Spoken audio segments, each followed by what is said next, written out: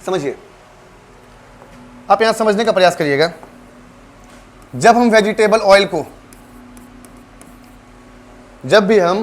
Vegetable oil को 157 degree Celsius, यहाँ जितना पॉइंट बता रहे सारा एग्जाम के लिए महत्वपूर्ण है, क्योंकि यहाँ पर जितना भी हम फैक्ट लिखेंगे बोर्ड पर वो सारा कभी ना कभी एग्जाम में पूछा हुआ है या पूछने लायक क्वेश्चन है, तभी आपको बता रहे हैं।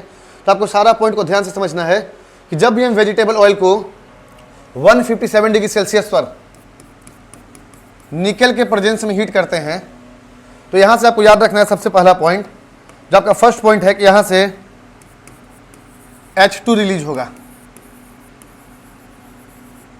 बात समझ में आ रहा है? और यहाँ से जो आपका वेजिटेबल ऑयल है ये आपका वेजिटेबल घी बनेगा। आप यहां समझने का प्रयास करिए, हम आपको बता क्या रहे हैं, समझिएगा कि जब भी आप वेजिटेबल ऑयल, इसको हिंदी में बोलते हैं वनस्पति तेल,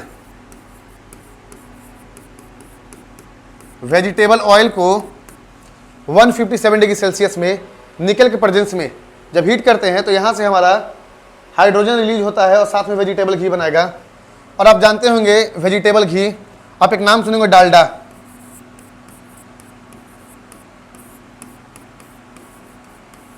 तो आपको हम बता दें डालडा कुछ होता नहीं है, डालडा एक कंपनी है जो कि वेजिटेबल घी बनाता है। आप समझिए पॉइंट को, डालडा क्या है? तो डालडा एक मैन्युफैक्चरिंग कंपनी है। आप जैसे बोलते हैं कि डालडा यूज कर रहे हैं, तो डालडा एक कंपनी है जो कि बनाता है आपका वेजिटेबल घी को। आप यहां समझिए, जो वेजिटेबल ऑयल है इसको 157 डिग्री सेल्सियस, तो आपसे एग्जाम में क्वेश्चन क्या क्या बन सकता है? सबसे पहला क्वेश्चन बनने का पॉसिबिलिटी क्या क्या है, समझिएगा। पहला पॉसिबिलिटी है कि हाइड्रोजनेशन क्या होता है। फर्स्ट क्वेश्चन बनने का पॉसिबिलिटी क्या है, हाइड्रोजनेशन क्या होगा। सेकंड क्वेश्चन है कि इस प्रोसेस में कैटलिस्ट के रूप में किसका उपयोग किया जाता है। नेक्स्ट क्वेश्चन बनेगा इसमें कौन सा गैस रिलीज होगा। नेक्स्ट आपका रहेगा इसके लिए कितना टेम्परेचर चाहिए, और यह आपसे क्वेश्चन बनेगा इसका कंप्लीट रिएक्शन दे देगा। आपको बात समझ में आ रहा है कि क्वेश्चन कहां से बन सकता है? तो आपको हम जैसे बताएं कि हाइड्रोजनेशन क्या है, कि वेजिटेबल ऑयल को 157 डिग्री सेल्सियस पर निकल के प्रेजेंस में गर्म करना, वेजिटेबल घी। तो यहां से क्या क्या पॉसिबिलिटी है क्वेश्चन बनने का, आप इसे लिख लीजिए। अब हम इसके बाद बात करते हैं सैफोनिफिकेशन क्या होता है, समझिएगा। सेकेंड पॉइंट आपका है सैफोनिफिकेशन।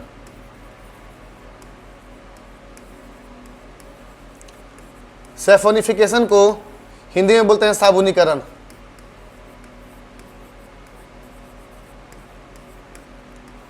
तो आप यहां से समझ रहे होंगे कि सैफोनिफिकेशन, अगर ये आपको क्लियर नहीं हुआ होगा तो आपका ये क्लियर हो गया होगा साबुनीकरण, यानी कि साबुन बनाने का प्रोसेस। अब आप यहां समझिए इसमें होता क्या है, आपको यहां पॉइंट समझना है। पहला आपका रिएक्शन जो रहेगा कि सैफोनिफिकेशन रिएक्शन में आपका रिएक्टेंट क्या रहेगा और प्रोडक्ट क्या रहेगा, और साथ में आपसे क्वेश्चन पहले ही पूछा गया है कि सैफोनिफिकेशन रिएक्शन में बाई प्रोडक्ट के रूप में किसका यूज किया जाता है, समझिए। तो जब हम वेजिटेबल ऑयल, समझिए वेजिटेबल ऑयल में किसको मिक्स करते हैं, KOH। आप यहां पॉइंट समझिएगा, हम क्या बता रहे हैं कि वेजिटेबल ऑयल में किसको मिक्स करते हैं, KOH। इसको बोलते हैं कॉस्टिक पोटास। आप यहां पॉइंट समझिए, जब भी हम वेजिटेबल ऑयल में कॉस्टिक पोटास को ऐड करेंगे, KOH को, तो यहां से आपका रिएक्शन आएगा C17H35 COO, और यहीं पर साथ में आपका जो प्रोडक्ट बनेगा बाई प्रोडक्ट, जिसका नाम होगा ग्लिसरॉल। तो आपको ये पॉइंट समझना है। हम यहां आपको क्या बता रहे हैं पॉइंट में कि सैफोनिफिकेशन में क्या है कि vegetable oil plus caustic potash, तो क्या बना C17H35 COO, इसे हम बोलेंगे बाथ सोप, यानी कि नहाने का साबुन। और बाई प्रोडक्ट के रूप में क्या बन रहा है, यह भी आपको याद रखना है कि बाई प्रोडक्ट के रूप में आपका ग्लिसरॉल बनेगा। अब आप सेकेंड पॉइंट समझिए, जो आपका सेकेंड पॉइंट है जब हम वेजिटेबल ऑयल में अब कॉस्टिक पोटास का जगह कॉस्टिक सोडा मिलाएं, आप यहां पॉइंट समझिए, हम क्या बता रहे हैं, पहले आपको क्या मिलाए थे, कॉस्टिक पोटास, तो कॉस्टिक पोटास मिलाने से क्या बना, तो कॉस्टिक पोटास मिलाया तो क्या बना है, बाथ सोप। अब यहां आपको बता रहे हैं कॉस्टिक सोडा, तो अब यहां पे क्या बनेगा आपका, डिटर्जेंट। तो चलिए रिएक्शन को देखते हैं कि कैसे बनेगा आपका। तो वेजिटेबल ऑयल में जब हम यहां मिक्स करते हैं NaOH, इसे बोलते हैं कॉस्टिक सोडा।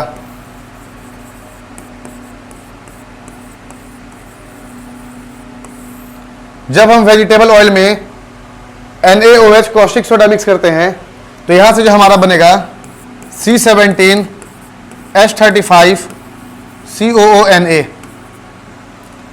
और साथ में बनेगा आपका ग्लिसरॉल। अब आप यहां पॉइंट समझिए, आपको हम जैसे बता रहे हैं कि जब वेजिटेबल ऑयल में कॉस्टिक सोडा मिलाएं तो क्या बना, ये आपका कहलाया डिटर्जेंट, और जो ग्लिसरॉल है इसे हम बोलेंगे बाई प्रोडक्ट। तो उम्मीद करते हैं आपको ये समझ में आ रहा होगा। पहले आपको रिएक्शन हम बताए थे हाइड्रोजिनेशन, उसके बाद हमारा रिएक्शन है सेफोनिफिकेशन।